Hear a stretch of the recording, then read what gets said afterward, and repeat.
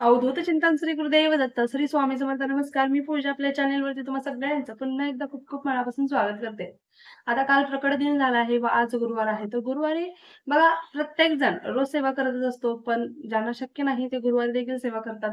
पण तेही शक्य नाही तर आपण अतिशय साध्या सोप्या पद्धतीने कशा प्रकारे सेवा करणार आहोत व किती वेळ लागतो हे आज आपण पाहणार आहोत. त्यामुळे व्हिडिओ स्किप न करता शेवटपर्यंत पाहायचा आहे व आपल्या चॅनलवर जर कोणी नवीन असाल तर आपल्या चॅनलला लाईक, शेअर व सबस्क्राईब करायला विसरायचं नाही. मी सगळ्यांना सांगितलं होतं, की तुम्ही प्रकट दिन कशा प्रकारे साजरा करता कमेंट बॉक्समध्ये सांगा. बघा, आता माझं विचाराल तर मला एवढी यावेळेस खंतच आहे, कारण जास्त करून मला जे करायचं होतं ते मला करता आलं नाही. तुम्हाला ऐकून थोडंसं हे वाटेल, पण बघा तुम्हाला मी गेल्या व्हिडिओमध्ये सांगितलं होतं, लहान मुलगी थोडी आजारी आहे. तिच्यासाठी दवाखान्यात वगैरे सारखं जावं लागतं हॉस्पिटलला आणि तिची ट्रीटमेंट चालू आहे. त्यासाठी मी सकाळी घर सोडलेलं 8 वाजता, 8:00-8:30च्या दरम्यान. घरी यायला 4 वाजले होते. त्यामुळे तिकडून पूर्ण थकवा वगैरे काही जमलं नाही एवढं. पण महाराजांसाठी प्रसाद करायचा होता, नैवेद्य करायचा होता. पण हां, मी प्रवासामध्ये नामस्मरण माझं चालू होतं. पण जी महाराजांसमोर बसून मला सेवा करायची होती, ती मला करता आली नाही. कारण आल्यानंतर त्याचा थकवा वेगळा, ते सगळं वेगळं होतं. मग नंतर महाराजांसाठी नैवेद्य करायचं होतं, पण काहीच सुचत नव्हतं काय करावं. कारण ते वेगळं टेन्शन, हे वेगळं टेन्शन. पण महाराजांनी माझ्याकडून तो करून घेतला नैवेद्य. नैवेद्य तेवढा महाराजांना पाहिजे तसा केला. जवळ माझ्या इथे मंदिर आहे. तिथे मी गेले मठामध्ये. मठात नाही गेले, मंदिरामध्ये स्वामी महाराजांची मूर्ती देखील आहे. मी मठात जाते दरवेळेस, पण तिकडे आता जाणं मला खूप वेळ झालेला. 9-9:30 वाजता जाणं शक्य झालं नाही, म्हणून मी इथे गेले व महाराजांना तिथे मी काय असेल ते हार वगैरे, सगळा नारळ वगैरे, नंतर केळी थोडीशी दान केली तिथे. व तिथेच महाराजांना सांगितले, की तुम्ही स्वतः पाहताय काय चालू आहे, काय नाही. व महाराज यातून नक्कीच मार्ग दाखवणार व मार्ग दाखवतच आहेत. पहिल्यापेक्षा बेटर आहे आता. त्यामुळे जे सर्जरीचा ऑप्शन होता तो तर नाहीये आता. बेटर आहे याचा अर्थ. म्हणजे महाराज माझ्यासोबत आहेत एवढं मला माहिती आहे. व महाराजांचा हात तर मी कधी सोडणार नाही. माझ्याकडून होतंय एवढं मी सगळं करणार. पण एवढी खंत आहे, की जे प्रकट दिनाला मी तुम्हा सगळ्यांना सांगितलं होतं, हे करा, ते करा. पण माझ्याकडूनच ते झालं नाही, कारण हे वेगळं कारण होतं. पण आता आज गुरुवार आहे. तर गुरुवार निमित्ताने त्याच्यामुळे बघा ह्या सगळ्या पळापळीमध्ये ना माझ्याचे व्हिडिओ सुद्धा वेळच्या वेळी येत नाहीयेत. आता तुम्ही बघत असाल, की वेळच्या वेळी नाहीयेत. प्रॉपर वेळेला नाहीयेत व्हिडिओ. त्याच्यासाठी सुद्धा सगळ्यांची माफी मागते मी. कारण या सगळ्याचा असर व्हिडिओवरती देखील थोडासा होतोय. हे मान्य आहे मला.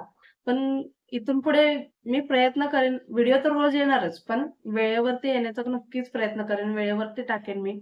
बघा आपल्याला गुरुवारच्या साध्या सोप्या सेवा करायच्या आहेत. गुरुवार का? गुरुवार बघा महाराजांचा देखील वार आहे गुरुवार व त्यासोबत माता लक्ष्मीला देखील अतिशय प्रिय आहे. माता लक्ष्मीच्या सेवा अतिशय प्रिय आहे. त्या दिवशी केलेलं खूप चांगलं असतं. बघा आपण गुरुवारी काहीतरी शिस्त आपल्या अंगाला लावून घ्यायची आहे. अशी एखादी सवय आपल्याला अंगाला लावून घ्यायची आहे. त्यामुळे आपल्याला म्हणजे आपल्या घरामध्ये तुम्ही विचार करा, आता एखाद्याचं घर असं असतं, घरामध्ये पाऊल टाकले की नकोच वाटतं. कधी काय घरातून बाहेर पडतोय किंवा आपल्याच घरातली माणसं घरामध्ये जास्त वेळ थांबायला नको म्हणतात. कारण त्या घरामध्ये खूप निगेटिव्हिटी असते व निगेटिव्ह थॉट्स असणारे लोक सुद्धा असतात. निगेटिव्ह विचार करतात. कधीच पॉझिटिव्ह सकारात्मक विचार करत नाहीत. तर अशा वेळेस दर गुरुवारी तुम्ही हळद जी आहे ती आपल्या अंघोळीच्या पाण्यामध्ये चिमूटभर हळद टाकून तुम्ही अंघोळ करायला सुरुवात करा. दर गुरुवारी करा. तुम्ही करा, तुमच्या घरच्यांनाही सांगा. हळदीचं पिवळ्या रंगाचं अतिशय महत्त्व आहे आणि तेही गुरुवारी. बघा शक्य झाल्यास पिवळं वस्त्र धारण करण्याचा प्रयत्न करा. नाहीतर पिवळं हळद टाकून जरी तुम्ही अंघोळ केली तरी सुद्धा चालेल. अशा प्रकारे तुम्ही अंघोळ करा. असं केल्यामुळे आपला गुरुबळ देखील स्ट्रॉंग होतो व आपल्या मागे आपल्या शरीरात जी काही निगेटिव्हिटी संचारली आहे किंवा निगेटिव्हिटीचा असर जो आहे आपल्या मनावरती, शरीरावरती, तो देखील निघून जाईल व कुठेतरी पॉझिटिव्ह एनर्जी, सकारात्मकता आपल्या शरीराशी निगडीत होईल, आकर्षित होईल. कुठेतरी चांगले थॉट्स आपल्याला यायला लागतील, विचार चांगले करू लागू आपण. त्यामुळे आवर्जून तुम्ही हा उपाय करून पहा. खूप गरजेचा आहे. आता दर गुरुवारी महाराजांना शक्य नाहीये रोज करणं. महाराजांची मूर्ती आहे, फोटो आहे. मूर्ती असेल तर बघा दर गुरुवारी आवर्जून अभिषेक घाला. शक्य नाहीये दररोज तुम्हाला, तर गुरुवारी तर कमीत कमी महाराजांना अभिषेक घालायला अजिबात विसरू नका. गुरुवारी अभिषेक घाला. तर तसेच शक्य झाल्यास महाराजांना गुरुवारी गुलाबाचं फूल अर्पण करा. शक्य झाल्यास करा. नाही शक्य तर आपण एवढं फोर्स करणार नाही. कारण महाराजांना तुम्ही काय करता, काय नाही याच्यापेक्षा तुम्ही किती भक्तिभावाने पूर्ण शुद्ध प्रेमळ अंतःकरणाने करता, हे खूप महत्वाचं आहे. शेवटी तुमचा किती तुम्ही यथाशक्तीने करताय, किती यथाभक्तीने करताय, यथाशक्तीने करताय. त्याच प्रकारे तुमचा भाव कसा आहे, किती निर्मळ आहे, किती पवित्र आहे, हेच महाराज पाहत असतात. मग महाराजांना तुमच्याकडून फक्त सेवा हवी. मग तुम्ही कितीही सेवा करा, तोडकी-मोडकी करा, तुम्हाला वेळ नाहीये. अर्थात तुम्ही हाउसवाईफ असाल किंवा बाहेर जाणाऱ्या लेडीज असतात, त्यांना वेळ नाही भेटत. तर अशा वेळेस काय करायचं? तुम्ही रोज नामस्मरण करत राहा. तुम्ही स्वयंपाक करताना देखील तुम्ही नामस्मरण करू शकता किंवा नामस्मरण मोबाईलला लावून द्या. ऐकत-ऐकत त्याच्या मागे-मागे पुटपुटा. तुम्ही जेवढं स्वतःला त्याच्यामध्ये गुंतवाल ना, तुमच्याकडून तेवढी सेवा घडेल तुम्हाला समजणार देखील नाही. त्याच पद्धतीने बघा तारक मंत्र म्हणा, एकदा म्हणा, दोनदा म्हणा, 11 वेळा म्हणा, तुम्हाला जितका वेळ जमतोय तितका तारक मंत्र म्हणा. त्याच प्रकारे ज्या घरामध्ये भगवान विष्णूंची सेवा केली जाते, त्या घरातून माता लक्ष्मी कधीच हालत नाही, तुम्हाला सगळ्यांना माहीत आहे. तर तुम्ही आवर्जून, आवर्जून, आवर्जून दर गुरुवारी रोजच वाचलं पाहिजे, रोजच पठण झालं पाहिजे, पण नाही शक्य तर दर गुरुवारी तरी तुम्ही विष्णू सहस्त्रनाम तुम्ही लावून द्या YouTubeला व ते श्रवण करायला सुरुवात करा. विष्णू सहस्त्रनाम लावा.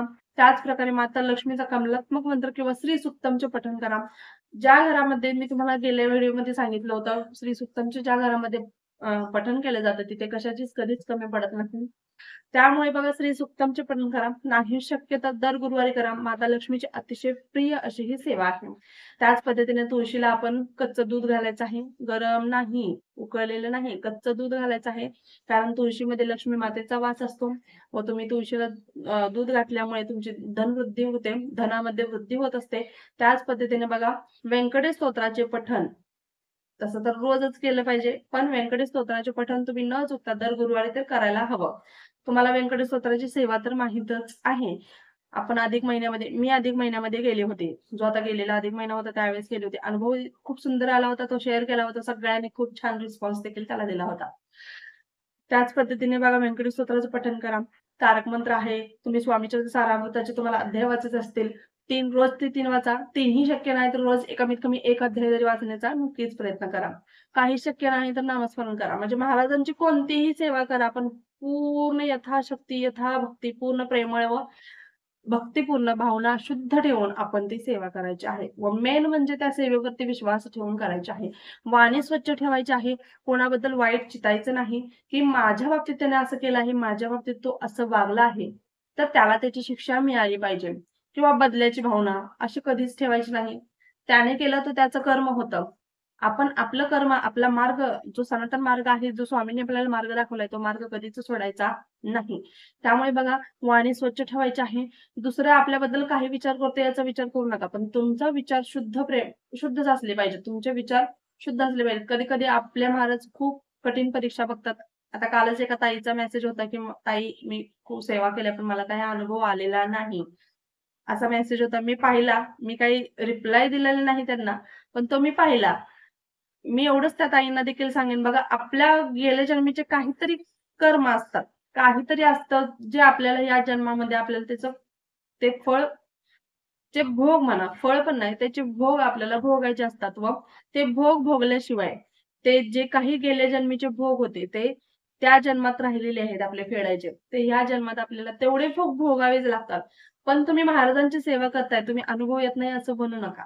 कारण अनुभव म्हणजे काय? तुम्हाला ज्यावेळेस दिसेल, की बाबा हां, आपल्याला जे हवं होतं ते मिळतंय. पण तुमची वाटचाल त्या दिशेने झाली आहे. कारण तुम्हाला जेवढ्या झळा बसायला हव्यात ना, त्या गोष्टीच्या गेल्या जन्मीच्या, तेवढ्या झळा तुम्हाला आत्ता बसत नाहीयेत. कमी प्रमाणात बसतायत. एवढंच की तुम्हाला अनुभव येत नाही. तुम्ही जी सेवा करताय ना, तुमचे जे भोग होते ना, ते मिटवण्यामध्ये त्या सेवेचा महाराज उपयोग करतायत सध्या तरी. असं मी तुम्हाला सांगेन व तुम्ही सेवा कंटिन्यू करत राहा. तुम्हाला लवकरच अनुभव येतील, हे तुम्हाला मी शाश्वती देते. कारण बघा, जे भोग असतात ते भोगल्याशिवाय आपल्याला फळ देखील मिळणार नाही. मी ताईंना एवढंच सांगेन, की तुम्ही फक्त पूर्ण श्रद्धेने, पूर्ण विश्वासाने महाराजांची सेवा करत राहा. महाराज तुम्ही ज्या फळाची अपेक्षा देखील केली नव्हती. तुम्हाला महाराजांकडून जे हवं होतं, त्याच्याही पुढचं महाराजांनी तुमच्यासाठी काहीतरी लिहून ठेवलं असणार आहे. मग त्यावेळेस तुम्ही सांगाल, की महाराज माझ्याकडे लक्ष देत होते व माझी सेवा महाराजांपर्यंत पोहोचत होती. त्यामुळे असं शंका घेऊ नका, की मी सेवा केली व मला अनुभव आला नाही व अशी शंका घेणं ही उचित नाहीये आपल्या स्वामी सेवेमध्ये. कारण त्या सेवेचा काहीच अर्थ राहत नाही, की फक्त अनुभव येण्यासाठी कधीच सेवा करू नका. सेवा करा तुम्ही. तुमची इच्छा आहे तुम्ही करा. म्हणजे तुमच्या एखाद्या इच्छेसाठी तुम्ही करता. पण त्याचा अनुभव आल्यानंतर तुम्ही नाराज देखील होऊ नका. कारण जसं की मी सांगितलं, गेल्या जन्मीचे जे भोग आहेत, तर मला या जन्मामध्ये भोगायचे असतात व त्याची झळ कमी बसावी तुम्हाला, म्हणून त्या सेवेचा उपयोग महाराज तिथे करत असतात. त्यामुळे आवर्जून या गोष्टीवरती लक्ष ठेवा. बघा, त्याच पद्धतीने आपल्या हातून एकतरी स्वामी सेवेकरी घडावा. आपण आपल्या स्वामी सेवेमध्ये एकतरी भक्त आणावा. हाच आपला उद्देश, या चॅनलचा उद्देश आहे. मेन उद्देश आपल्या चॅनलचा हाच आहे. त्यामुळे आवर्जून तुम्हाला व्हिडिओ आवडल्यास व्हिडिओ नक्कीच लाईक व शेअर करा. तुम्हाला शेअर करायचं नसेल तर तुमच्या मुखातून सांगा. त्याचं फळ तुम्हालाच मिळणार आहे. म्हणजे आपल्या सेवेचा जितका होईल तितका आपल्याला बँक बॅलन्स वाढवायचा आहे. आजचा व्हिडिओ खूप सॉरी, मनापासून सॉरी. आजचा व्हिडिओ देखील खूप लेट येतोय. मला मान्य आहे. पण सगळ्यांना एकदा विनंती करते, सगळ्या स्वामी सेवेकरांनी माझी लहान मुलगी आहे तिच्यासाठी प्रार्थना करा महाराजांकडे, की लवकरात लवकर तिला चांगलं वाटू द्या. काय प्रॉब्लेम आहे तो नंतर मी सांगेन जेव्हा तिला बरं वाटायला लागेल. आत्ता मी काहीच बोलत नाही.